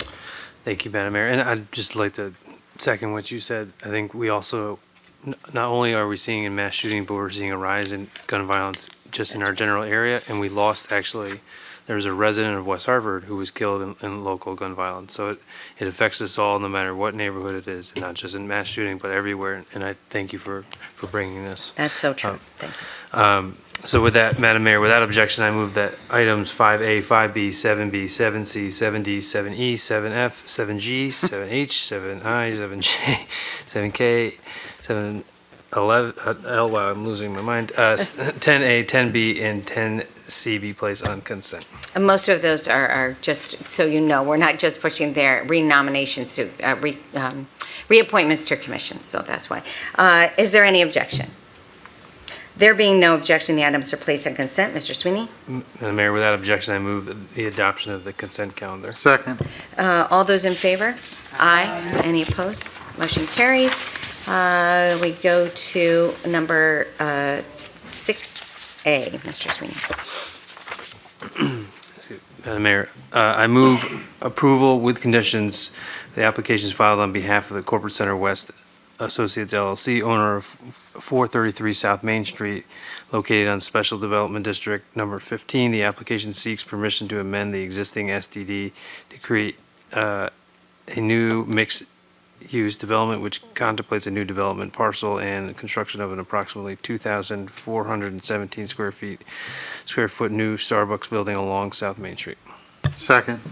Motion's been made, motion's been made and seconded. Are there any comments before we go to a roll call vote from council? Mr. Sweeney.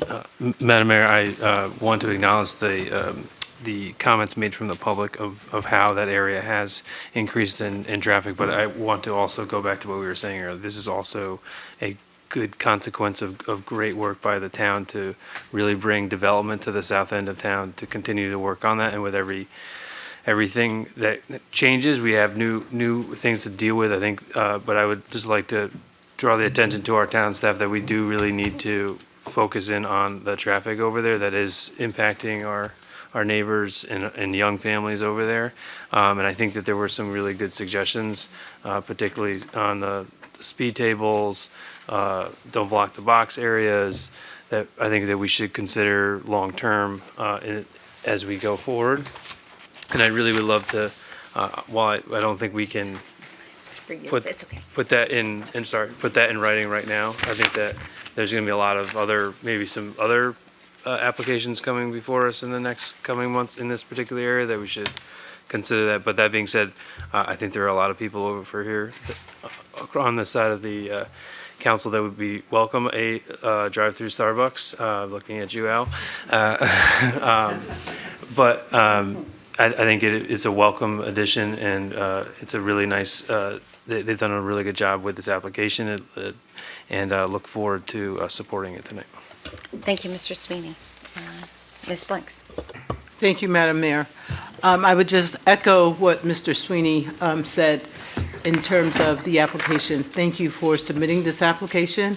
I know there has been many discussions about the south part of town in terms of getting more things in place, making things a little more walker-friendly, having establishments, and I think the Starbucks kind of hit the nose on the head with this one, especially as I think about our young people in town, not to discount our middle-aged or our mature residents, but I do think about the future, and I have 3 young people, and I know Starbucks is a draw also, for part-time employment for our nearby high school students.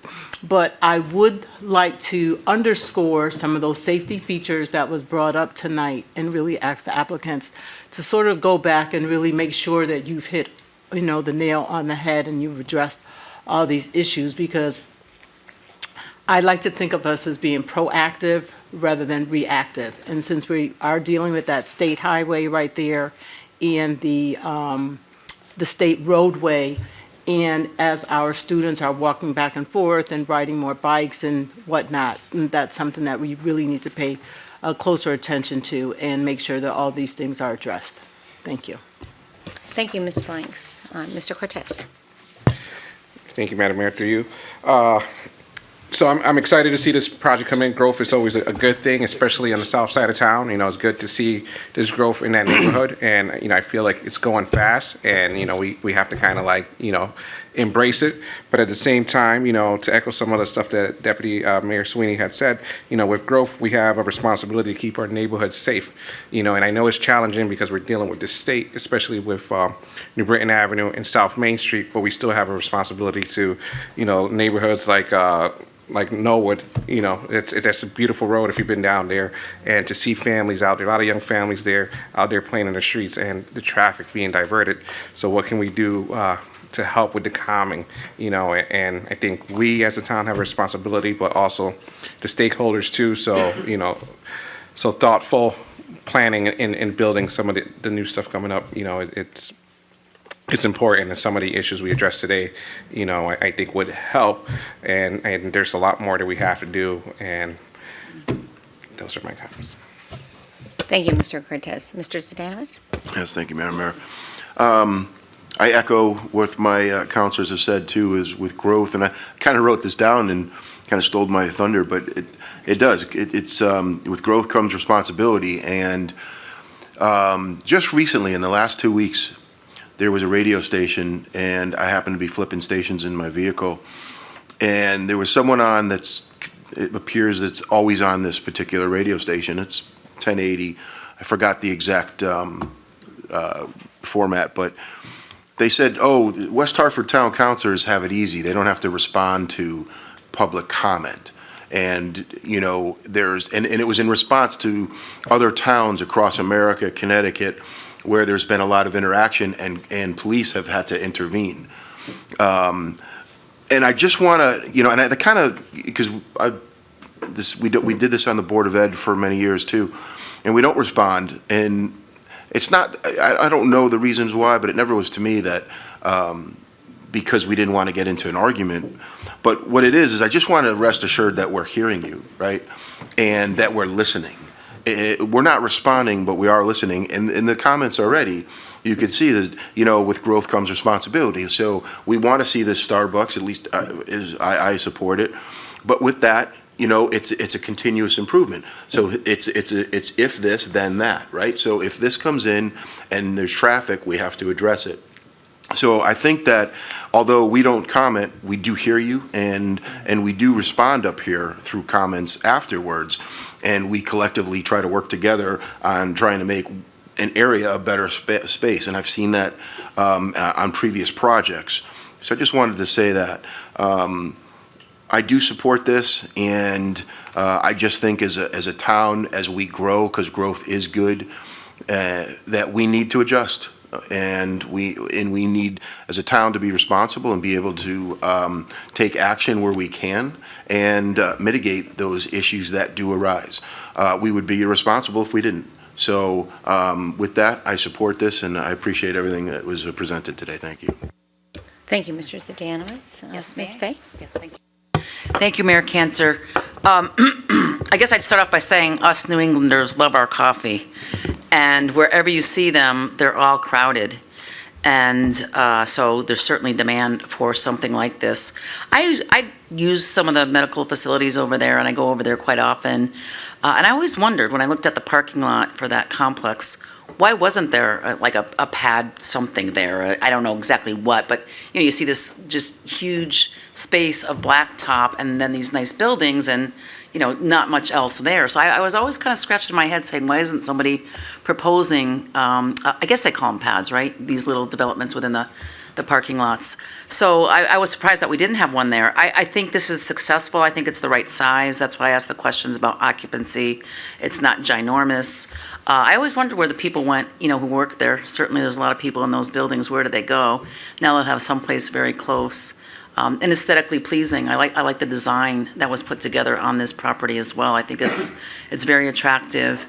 And I think we'll figure out as we go what to do with the neighborhoods around there, the residences that are going to be experiencing troubles. Obviously, we have the complication of they're not West Hartford roads, they're state roads, but I think everybody's been saying that we do listen. In fact, I'm very much swayed by people's input on developments that are going into their neighborhoods. You've probably seen by the way I voted. But this one I think is very, very good for that area. I think it makes a lot of sense. I think it's going to be a nice, attractive feature for people who are already going there and maybe frequenting the medical offices and other things in that office. I think the employees, the quality of life will go up by having some place to be able to go. So nice job, and I'll be going to the drive-in for sure. Thank you. Thank you, Ms. Fay. Ms. Poole?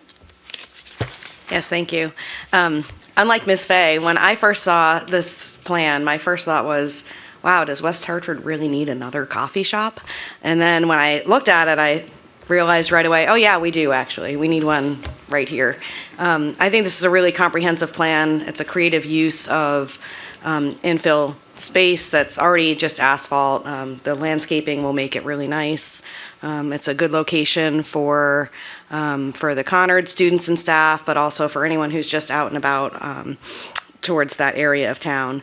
And I think with the improvements to the pedestrian safety that we talked about during the public hearing, including the raised crosswalks or speed tables with stamped concrete or brick, I think that will be a good improvement that will help provide safety for people who are walking through the parking lot and getting into the building, and I'm happy to support this. Thank you, Ms. Poulin. Mr. Davidoff.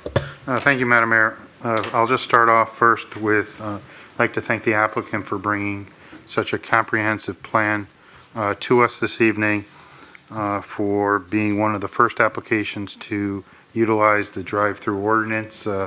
Mr. Williams, if you're watching, we actually made a difference, and I think this is a positive difference for our community. I think we're going to see more of these throughout our town. If COVID has taught us nothing, it's that people want convenience. They want the ability to sometimes stay away from people to do what they need to do to get on with their day. So thank you. I thank the town planner and those involved for the numerous meetings that they had to bring this proposal here this evening. It was clear to me that the materials that are used, the site location, the thoughtfulness with respect to the drive-through, the impact that it could possibly have with respect to the environment, we're all taking into consideration. Mr. Corsi pointed out all the objections that one would have, and really none of those really were particular to the creation of this particular Starbucks location. As a non-coffee drinker, that won't bias my opinion this evening, but for the record, I'd like to say that I believe that we are accepting the waiver that the applicant has sought. I think that's important to get on the record. I didn't hear any objection to that. And I just want to note for the record, Madam Mayor, that our community is attracting new business because business wants to be in West Hartford. West Hartford is a region leader, and we're thoughtful as to how we decide what development should look like. And we're not settling for second best. We want our business community to reflect our values. And our values are, we put great pride in our neighborhoods, we put great pride in our business community, and we have a certain level of expectation that that will be met. And this applicant basically checked all those boxes with respect to meeting our expectations. So I don't know if a lot of people remember, but I do remember because I grew up on the Newington-West Hartford line, what was at the corner of South Main and New Britain Avenue. There used to be Andy's Italian Kitchen, there used to be a nursery, there used to be a package store, there were, I think, maybe a hairdresser. That all burned to the ground. Okay, so that was reinvested. There used to be a Charlie's Place where the medical center was. Where American Eagle was, there was Brock's, there was all these other restaurants over the years, okay? And we just noticed, right. And when I was a teenager, where we have the buffet, that was the IHOP. So, and a shoe town. So these are nothing new with respect to, this corner has undergone change to meet the needs of the community. And we now witness the success of Doro, because that too is a business that will, in my opinion, still be able to compete with Starbucks. It's what our community wants. They offer a superb product that people enjoy purchasing. I think they're complementary. Yes, we do have issues with respect to that particular intersection, but I think we've said a lot of times, if you slow down and appreciate your surroundings and get off your iPhone, okay, that can wait until you get in a parking space. We'll all be safer and we'll all be better off. So for a variety of reasons, but most important, the significant investment in our community will be why I'll be supporting this application this evening. Thank you. Thank you, Mr. Davidoff. So I also want to thank you and Mr. Williams for your foresight in the drive-through ordinance. This, I think, made it easier for the developer to understand how that would work and meet those requirements, which was really helpful. And I remember a very, very long public hearing when we actually put the Walgreens drive-through in Bishop's Corner. And oftentimes it's not that busy, but there are times in your life where a drive-through is absolutely essential. And I remember those discussions about exhaust and people should be getting out of their car to get exercise and all of those things. But then we had a pandemic and also people looked at it through that lens. So anyway, I also want to thank Todd Dumais, our town planner, and all of our town staff and our commissions for their work on this. This might seem small when you stand back, but a lot of work goes into, I think, make a really good product and bring that to the council. So a lot of input, a lot of work. And this project it fits the POCD. What do we, and I think both DREC and, TPZ for sure talked about, we had talked about infill development, not to see that sea of parking, but to utilize it and to bring it to life and to make it vibrant, especially if you are connecting it to neighborhoods. You are making it walkable. So it doesn't force necessarily that vehicular traffic. This might, with a drive-through, have that component, but in other places, an infill development can really enhance that walkability of people already being there for work and living. And so those things are so good. We talk about mixed use and higher density in areas are good for the environment. They actually decrease traffic, and they help with again, the walkability, the connectedness that we have in our communities. I know there is more coming, and we look forward to that, and would like to hear a little bit more about the transit relationship, maybe to a bus stop and all of that. When you bring that back to us, that would be very helpful. Also maybe to reduce some of the traffic, but we hear the traffic concerns and complaints, and it is constant, I will say, and it is in every corner of town. This area has really seen some significant business success.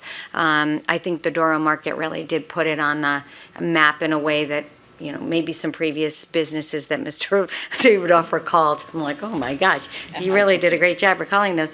It did not. It is a real. We're so proud, and now other towns want a Doro Market as well, and they are growing, and that's great. So. But we really do understand this is a big issue that is not unique to this particular project will not impact, I think, the existing traffic problems that we have, and we have to address them. So there might not be a complete fix right at once, but we will continue to try our best to make traffic safe and flow as easily as we can. But traffic is a sign of success. You don't want to be a town with no traffic. That is not a place you want to be. Or actually, I think most of us don't want to be in that. So, Mr. Dodge, I know we have our conditions of approval. Yes, thank you, Madam Mayor. I was out of the room at the beginning of the debate, but I've been assured that the Deputy Mayor did make the motion subject to conditions of approval, and I've distributed to all of you draft conditions for your consideration as part of this application. I do just want to note, as you mentioned, Madam Mayor, we do anticipate some future applications for this property, and this SDD has actually been in place since 1972 and has probably undergone about a dozen amendments to the conditions of approval since then, which have sort of accumulated over time. The conditions of approval that we're proposing tonight don't supersede any of those. They are effectively in addition to those existing approvals. But to the extent that we do anticipate some future applications, we do plan to take sort of a holistic review of the overall conditions of approval at that future point, and we'll probably adopt sort of superseding conditions of approval in the event of a future application. But for now, Madam Mayor, the conditions that are before you are our standard conditions of approval. There are two changes that we added in response to some of the discussion that we heard during the public hearing. The first is, if you look at the end of the conditions of approval, there's a new item J, traffic calming. This is in response to some of the concerns raised by Councilor Pullen. Congratulations, by the way, some of your comments made it into conditions of approval on your first hearing. So this will require the applicant to consult with the town engineer and, if recommended by the town engineer, to install appropriate traffic calming measures adjacent to or in close proximity to the internal crosswalks. We didn't want to be too prescriptive with what the traffic calming measures might be, so we did want to give the town engineer some flexibility to work with the applicant. And then in addition to that, Madam Mayor, in response to some of Councilor Davidoff's concerns, we did include a requirement that the applicant will install additional bicycle racks near the proposed front entrance to South Main Street, near the sidewalk that may or may not exist in the future. So, Madam Mayor, with that, those are the conditions that we have proposed, and your approval of the application would be subject thereto. Thank you. So the motion's been made and seconded, and so now we will go to roll call vote. Ms. LeBrun. Ms. Blanks. Yes. Ms. Cantor. Yes. Mr. Cortez. Yes. Mr. Davidoff. Yes. Ms. Fay. Yes. Ms. Poland. Yes. Mr. Sweeney. Ms. Sousa. Yes. Mr. Zdanowitz. Yes. It is unanimously approved. Congratulations. Thank you to the applicant. Thank you for your investment in West Hartford, and much appreciated. All right, and now we go to 7. Mr. Sweeney, sorry. Madam Mayor, without objection, I move that we receive and refer to the Town Planning and Zoning Commission and set for public hearing at 7 p.m. At January 10th, 2023, a resolution authorizing the execution of a lease with the West Hartford Development Corporation for property located at 10-50 Starkle Road. Thank you, Mr. Sweeney. Is there any objection? There being no objection, the motion is adopted. And we pass through all those consents, and we go to the report of the town manager. Thank you, Madam Mayor. I will begin my report with a summary of some upcoming council business meetings. Our next council meeting is on December 13th. It's our only council meeting in the month of December. We have 2 public hearings that evening and expect a packed agenda, so that meeting could go a little longer, sorry. Thank you. I just wanted to thank Diana Sousa Jepson for her filling in, and thank you so much. All right, good evening. Go back. So again, 2 public hearings and a council meeting on the 13th. Next week, we have 2 council standing committee meetings. We have our Finance and Administration meeting on Monday, December 5th at 5:30, and then we have our Public Safety Committee on Wednesday, December 7th at 6 o'clock. Both of those meetings will be virtual. In terms of staff reports, happy to report that our CityView online building permitting system will go live on Monday, December 5th. The new system is expected to streamline the building permitting process by correcting common errors that can stall the start of a project. Errors include missing documentation and site plans and sometimes a miscalculation of fees. The online permitting process begins by creating a username and password. Users can log on and work on the permit over a period of time. Information will be saved with each visit so that users can pick up where they previously left off. Important documents can be uploaded and fees will automatically and correctly be calculated. Users complete the transaction with a credit card payment. Once the permit is submitted, users can log on and track its progress. The history of all transactions are kept in the user's account. CityView online permitting can be used for building permits, zoning permits, and engineering permits. A computer kiosk is available in each of the 3 offices so people can apply for a permit in person, and staff will be happy to assist and answer questions.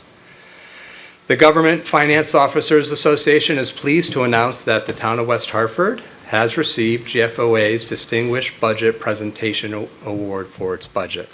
I've been here now this is my 22nd year, and we have never missed a year in receiving this award, so it predates me as well. The award represents a significant achievement by the town of West Hartford. It reflects the commitment of the governing body and staff to meeting the highest principles of governmental budgeting. In order to receive the budget award, the entity had to satisfy nationally recognized guidelines for effective budget presentation. Special thanks and recognition go to Peter Privatera, Lisa Newton, Patty Lewis, all no strangers to our council, as well as all of the financial services staff who made this award possible. Very pleased to report that the Department of Public Works collected 7.5 tons of pumpkin organic waste during its recycling campaign that ran from October 31st through November 20th. That's 3 times more waste than was diverted last year. This year, DPW added a second drop-off location at Westmore Park in addition to its container at 17 Brixton Street. The pumpkin waste was sent to Quantum Biopower in Southington and turned into valuable compost and biofuel. Thank you to all of the residents who participated in this program. Tomorrow's Public Works and Facilities and Sustainability Committee meeting, we will talk a little bit more about food waste management and recycling. So, and as we'll learn a little bit more tomorrow, reducing that tonnage from our regular waste will have a significant impact on the future of waste management, not just here in West Hartford, but throughout the state, and will save us money and good for the environment. On Sunday, December 4th, over 1,500 participants will be on the roads of West Hartford as a Blueback Mitten Run runs through town. To assist with travel plans on race day, some roads will be temporarily closed or partially closed. Road closures include Isham Road for the duration of the event from 8:15 a.m. to 12 p.m. Burr Street will also be closed from 9 a.m. to 10:40 a.m. A portion of Raymond Road, the Boulevard, South Main Street, and Memorial Road will be closed from 10 a.m. to 11:30 a.m. And a portion of 4 Mile Road, Cedric Road, Castlewood Road, Woodrow Street, and Ellsworth Road will be closed from 10:30 a.m. to 11:30 a.m. Motorists can expect delays along the race route. Roads will reopen as runners pass, and when possible, police will direct cross-traffic during the race. And that concludes my report this evening. Happy to answer any questions that the council may have. Thank you, Mr. Ledwith. Are there questions for the town manager? Okay. Thank you. Seeing none, thank you so much. Mr. Dodge, Corporation Council report. Thank you, Madam Mayor. I have no formal report. Okay, any questions for Corporation Council? Okay, seeing none, it is now announcements. And we have a big night tomorrow night, the holiday stroll. That is at Blueback Square in West Hartford Center from 5 to 8 p.m. And it will be held rain, snow, shine, and wind, I guess. I don't know what will be tomorrow, but it will be better than tonight, I think. This free, family-friendly annual event is something for everyone. Come meet Santa and Mrs. Claus, sample lots of tasty treats, listen to carolers and musicians, climb aboard a fire truck, see ballet dancers, perform scenes from the Nutcracker, and much more. Entertainment is showcased on 3 stages, beginning at 5 p.m. Webster Walk at Blueback Square, Farmington Avenue stage, and People's Bank parking lot on LaSalle Road. Parking is available in the Isham Memorial and Town Center garages and at the municipal lots at Town Hall, Brace Road, and Farmington Avenue. Parking rates will apply. We will also have West Hartford Symphony Orchestra annual concert that will take place at Northwest Catholic High School. Concert features soprano Louise Fateau, and tickets can be purchased online if you go to their website. The holiday market opens that's at the West Hartford Noah Webster House and the West Hartford Gift Shop, and if you haven't been there, you should go because they have some wonderful West Hartford gifts that are, unique to West Hartford. So find the best gifts for the family and friends, supporting local businesses from the holiday for this holiday season. Shop December 7th. December 2nd from 5 to 8, December 3rd from 10 to 2. For a full list of vendors, check out their Facebook event page. The holiday market is an indoor and outdoor event. and takes place right at 227 South Main Street. The museum suggests a $5 donation upon entry to support the museum's educational initiatives. A limited edition West Hartford collectible holiday ornament featuring Tudor-style building, perhaps best known as Bennett's Card Shop, will be right, Leon? will be available for your purchase. It is recommended that you pre-order the ornament at westhartfordgiftshop.com. Ornaments can be picked up at the holiday market. Are there any other announcements? No? Okay. No pumpkins, no. I will just say the food pantry is always in need of food at this time. So, and not just food. If you want to make a donation to the Town That Cares, that would be amazing, because we all know that heating costs have gone way up, and that is something that the Town That Cares does do to support people in need. I also just want to mention, I did go to a Rotary meeting, and they had just donated almost a $9,500 check to the Town That Cares from a variety of events, and they were so moved by the particular help that the town was going to provide to individual residents based on their needs. So, again, I know my book club actually does a little collection for the Town That Cares, and it's something that is really wonderful at this time of year. So, all right. With that, Mr. Sweeney, Madam Mayor, without objection, I move that we adjourn. is there any objection? There being no objection, the meeting is adjourned. Have a wonderful night.